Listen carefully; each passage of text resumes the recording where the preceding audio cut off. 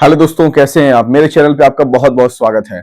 एक बच्चे ने मुझसे कहा, सर आप वीडियो बना रहे हैं इस समय क्लास 12th के लिए, क्या आप क्लास 10th के लिए भी बनाएंगे। हालांकि आपने एक दो वीडियो डाला हुआ है क्लास 10th के लिए, तो क्या और भी आप बनाएंगे। तो मैंने अगले से कहा कि हाँ, हम जरूर बनाएंगे। क्यों? क्योंकि हमारे लिए जो स्टूडेंट हैं सभी लोग समान हैं।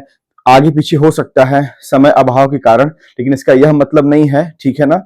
यहाँ पर सभी लोगों के लिए समान रूप से कार्य हमको करना है, ठीक है। तो जैसे आप यहाँ पर देख रहे होंगे, क्वेश्चन है। चूंकि यह जो क्वेश्चन है यह आपका क्या बोलते हैं, पीवाईक्यू है, ठीक है।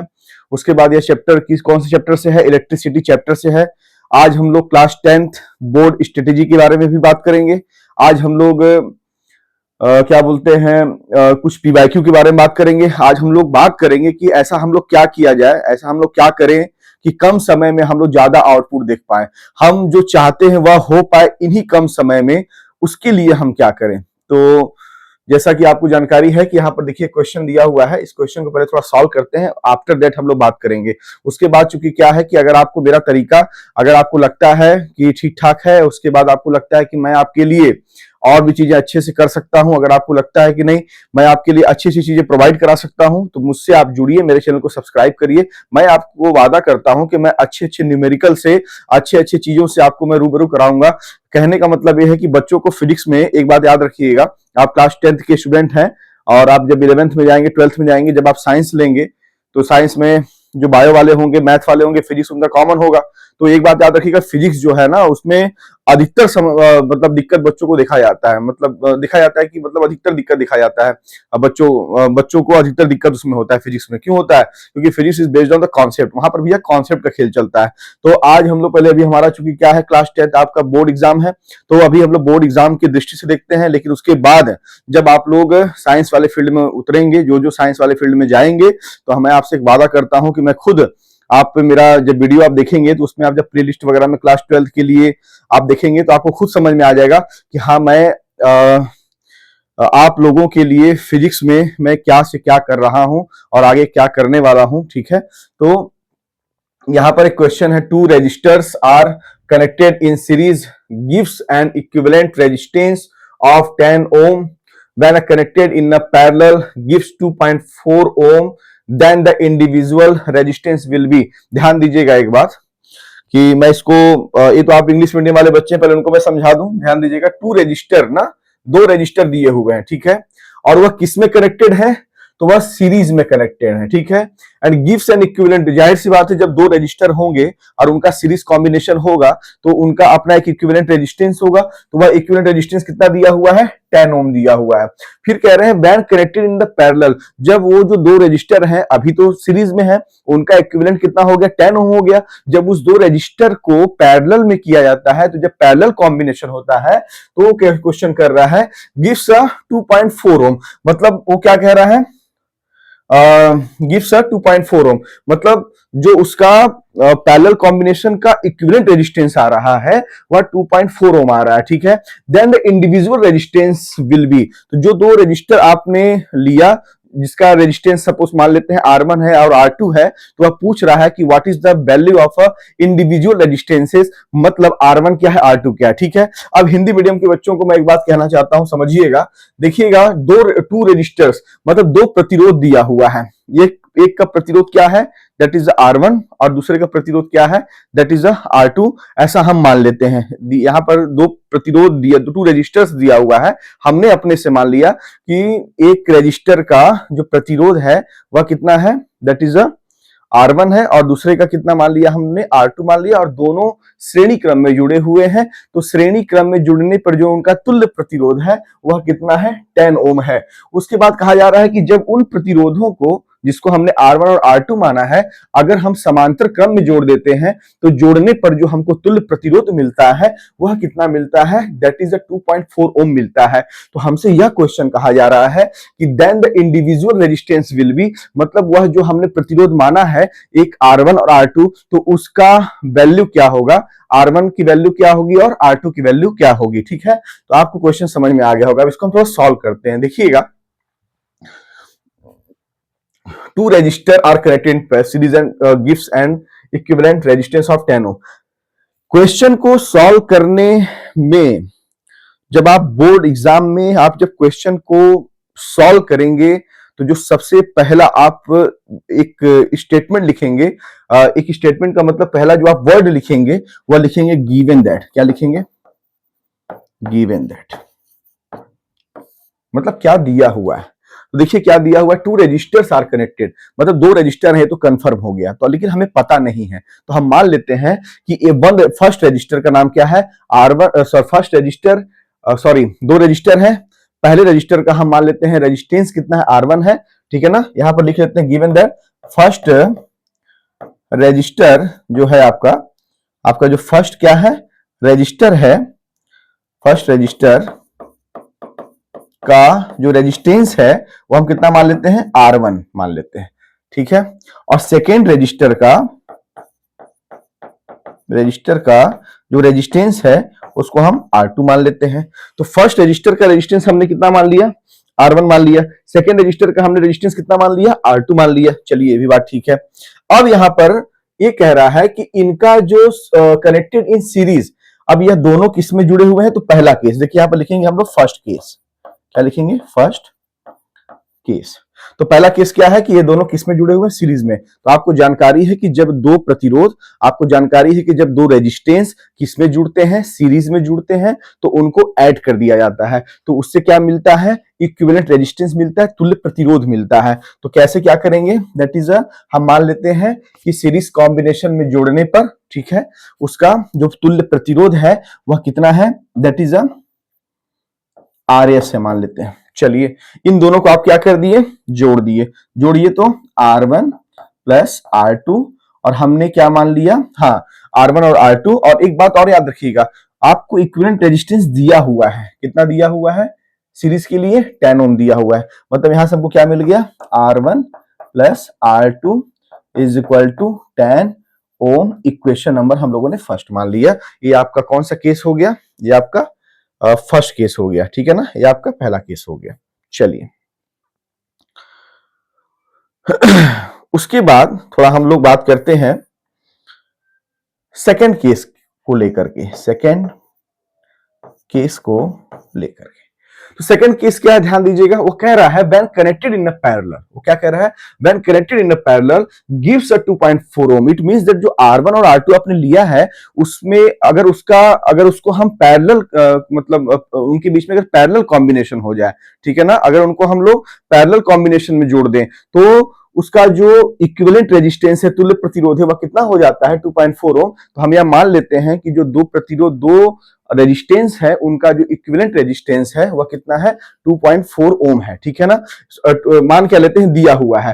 तो एक बात आप याद रखिएगा, हम यहां पर मान लेते हैं कि RP is a equivalent resistance of a two resistance when parallel combination, ठीक है ना, when the resistance are in parallel combination. जो रेजिस्टेंस है उसको किस में जोड़ा गया है, पैरेलल कॉम्बिनेशन में जोड़ा गया है, ठीक है। तो आप यहां पर एक बार देख रहे होंगे आरपी इक्वल टू क्या हो जाएगा, दैट इज 1 अपान, यहां से आरपी होगा तो 1 अपान आरपी इक्वल टू क्या हो जाएगा, that is 1 upon R1 plus 1 upon R2। और मुझे एक बात बताइए, यह जो आपका 1 अपान RP है, ठीक है ना, ये जो 1 अपान RP आपका है, ठीक है, तो यहां से RP आप निकाल लीजिए, क्या हो जाएगा आपका RP, यहां से आप RP निकालिए। तो पहले निकालिए, कैसे करेंगे सॉल्व, देखिए 1 अपान हो जाएगा आपका RP हो जाएगा, R1 R2 एलसीएम ले लीजिए, ये हो जाएगा आपका R1 R2 हो जाएगा, R1 से R1 कैंसिल हो गया, R2 चला जाएगा ऊपर, R2 से R2 कैंसिल चला जाएगा, R1 चला जाएगा ऊपर मिल जाएगा R1 प्लस R2। और यहां से जब हम RP निकालेंगे तो RP हमको मिल जाएगा, that is R1 R2 upon R1 plus R2, ठीक है। और यह RP दिया हुआ है क्वेश्चन में, क्या क्वेश्चन में दिया हुआ है, तो हम थोड़ा सा देख लेते हैं क्वेश्चन में क्या दिया हुआ है, दैट इज 2.4 ओम दिया हुआ है। तो हम यहां पर लिखेंगे क्या, that is R1 R2 upon R1 plus R2 is equal to 2.4 ohm दिया हुआ है। इक्वेशन नंबर इसको क्या मान लेते हैं, सेकंड मान लेते हैं। इक्वेशन नंबर इसको क्या मान लेते हैं, सेकंड मान लेते हैं, ठीक है। जो हमने इक्वेशन माना वो कितना मान लिया, सेकंड मान लिया। और एक बात मुझे एक बात बताइएगा थोड़ा सा, अगर मैं इक्वेशन फर्स्ट को देखूं तो मुझे R1 प्लस R2 की वैल्यू पता है क्या, 10। तो इस R1 प्लस R2 को यहां पर रखने पर हमें मिल जाता है क्या, R1 R2, और यहां देखिए अपान में कितना आ जाएगा 10 इज इक्वल टू 2.4, यहां से हमको क्या मिल जाएगा R1 R2 कितना मिल जाएगा 2.4 इंटू 10, ठीक है। यहां से मिल जाएगा R1 R2 कितना मिल जाएगा 240, यहाँ पॉइंट लगेगा तो पॉइंट के बाद जीरो का कोई वैल्यू नहीं, तो R1 R2, ठीक है ना। पॉइंट के बाद जीरो का वैल्यू होता है, कब होता है, जब जीरो के बाद कोई नंबर हो, लेकिन पॉइंट के बाद केवल जीरो हो, कोई नंबर ना हो, तो उस जीरो का कोई वैल्यू नहीं ना। तो R1 R2 कितना हो जाएगा 24, या आप हम मान लेते हैं इक्वेशन नंबर क्या मान लेते हैं, थर्ड मान लेते हैं। चलिए, तो इसका मतलब यह हुआ कि आपको निकालना क्या है, R1 निकालना है और R2 निकालना है। तो जिसमें आपके पास R1 प्लस R2 की वैल्यू है और जिसमें आपके पास किसकी वैल्यू है, R1 R2 की वैल्यू है। अगर हम लोग R1 माइनस R2 की वैल्यू निकाल लें तो उसके बाद हमको दो इक्वेशन मिल जाएंगे, और दो इक्वेशन जो मिल जाएंगे तो उसको हम सॉल्व कर लेंगे तो इंडिविजुअली हमको R1 और R2 की वैल्यू मिल जाएगी। तो R1 माइनस R2 निकालने के लिए क्या करेंगे, क्या ऐसा हम फार्मूला यूज कर सकते हैं क्या, देखिए तो कि R1 माइनस R2 का square is equal to R1 plus R2 का स्क्वायर, ठीक है। और यहां पर देखिए क्या आता है, -2R1 R2 आता है, और यहाँ +2R1 R2 आता है, तो इसको लिख देंगे -4R1 R2। देखिए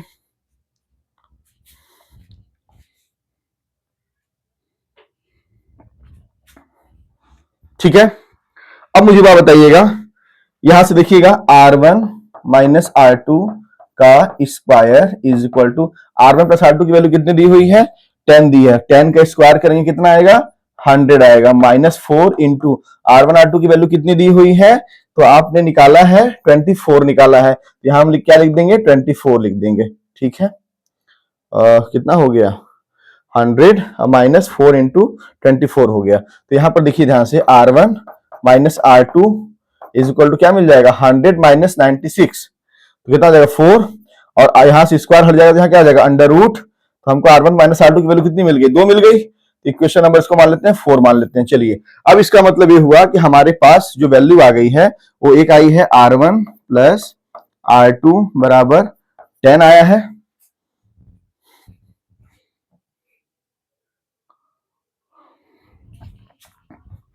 और एक दूसरी वैल्यू आई है, क्या आई है R1 minus R2 is equal to कितना आया है आपका, दैट इज 2 आया है।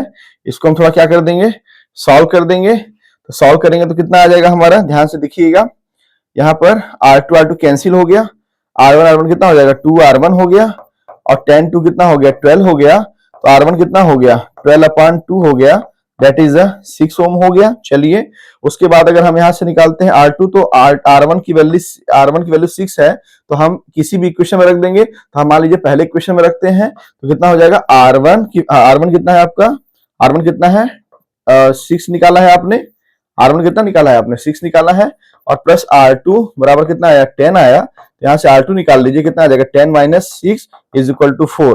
इट मींस दैट आपने R1 की वैल्यू निकाली 6, R2 की वैल्यू निकाली 4, तो जो आपका फाइनल आंसर हो गया वह कितना हो गया, दैट इज 6 एंड 4। तो यहाँ पर A वाला नहीं, C वाला भी नहीं, D वाला भी नहीं, 6 एंड 4 आपका फाइनल आंसर हो जाएगा। इसको आप लिख लीजिए,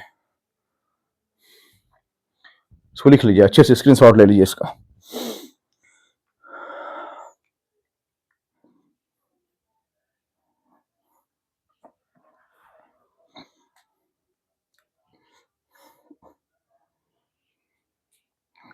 इसके बाद जो क्वेश्चन दिया हुआ है वह यह है कि स्टडी द फॉलोइंग सर्किट। इस सर्किट को आप स्टडी कर लीजिए, उसके बाद एक क्वेश्चन, दो क्वेश्चन, तीन क्वेश्चन का आप जवाब दे दीजिए। तो पहले आप इसका स्टडी करिए थोड़ा सा।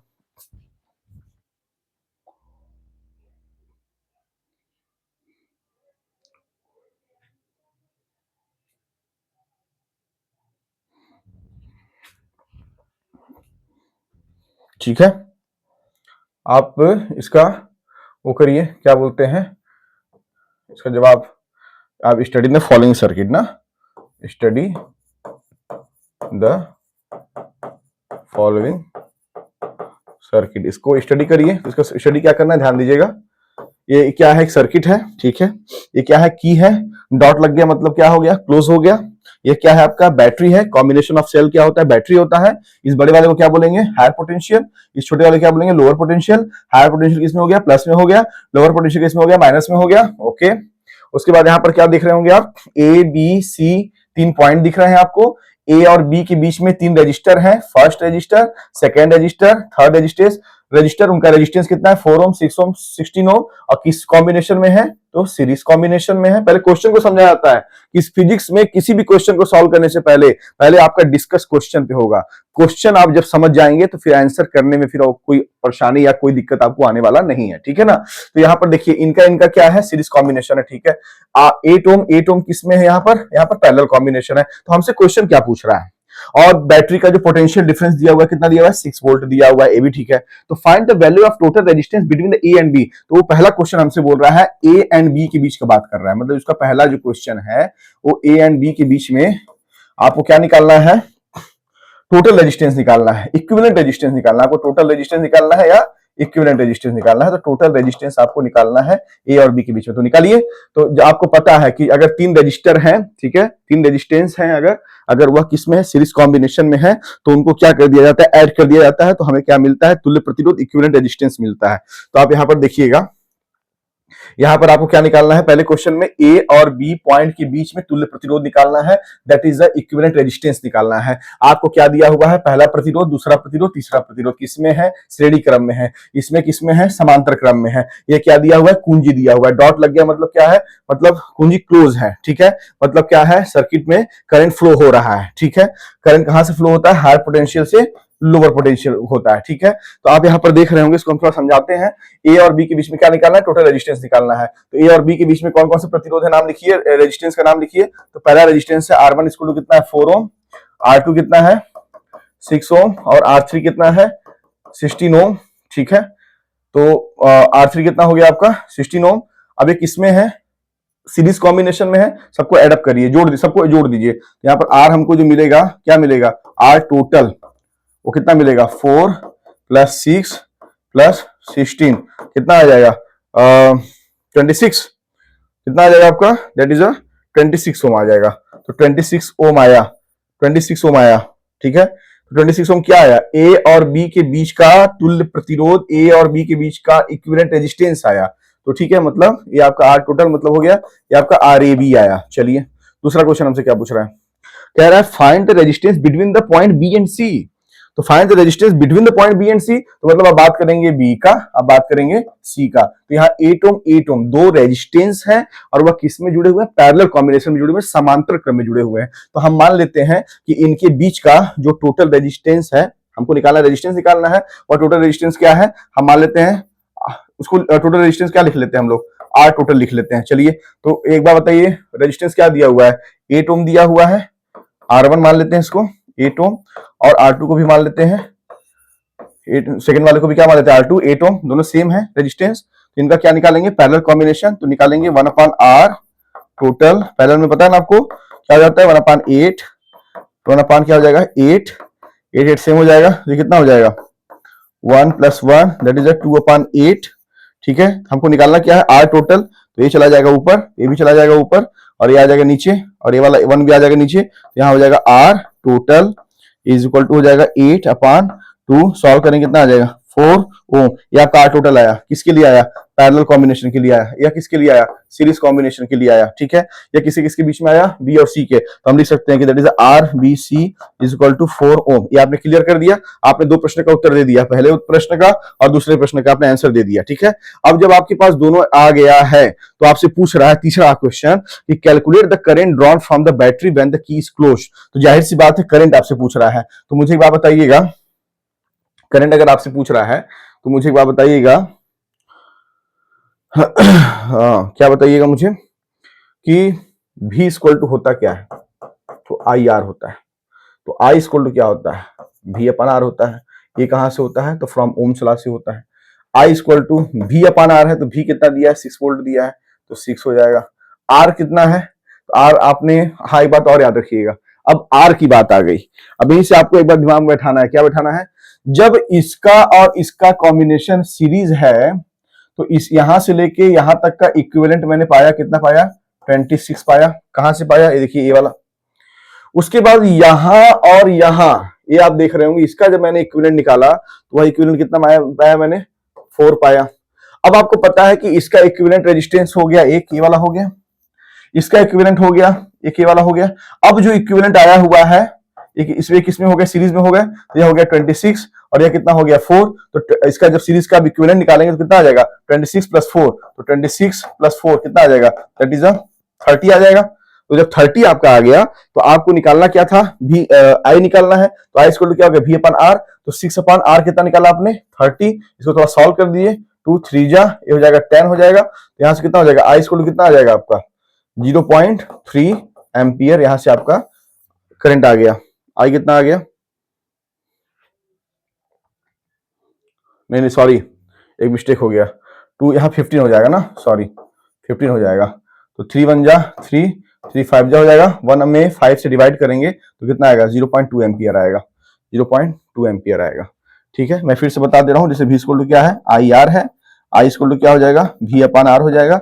V कितना दिया हुआ है 6 वोल्ट दिया है, तो आपने 6 लिख दिया। R कितना दिया हुआ है, तो R मतलब अब इसका पूरा इक्विवेलेंट रेजिस्टेंस, तो यहां से यहां तक का इक्विवेलेंट आपने निकाला 26, यहां से यहां तक का इक्विवेलेंट आपने निकाला 4, और दोनों के दोनों आप किस में हो गए, सीरीज में। तो 26 प्लस क्या हो गया 4, कितना मिल गया हमको 30। अब उसके बाद हमने R की वैल्यू कितनी रख दी यहाँ पर, R 30, और 6/30 करेंगे तो कितना जाएगा 1/5, और 1 में 5 से डिवाइड करेंगे तो आई की वैल्यू कितनी मिल जाएगी 0.2 एम्पियर। आपका फाइनल आंसर हो जाएगा।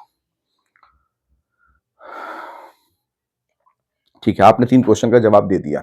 ठीक है,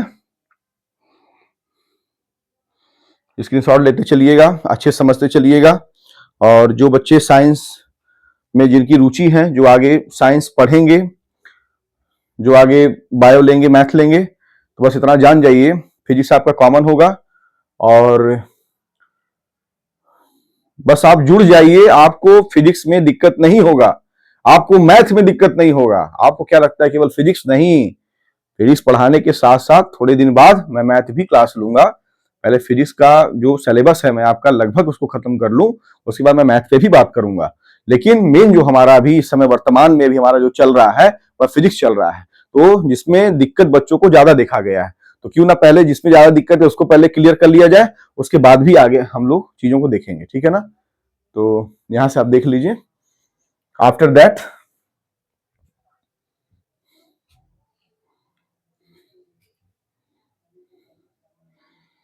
ठीक है, अब इस प्रकार के न्यूमेरिकल के साथ मैं आपको आपसे हमेशा मिलता रहूंगा।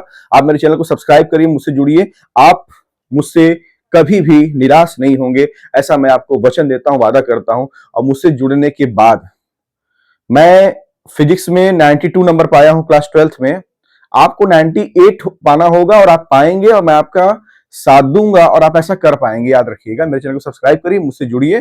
ठीक है दोस्तों।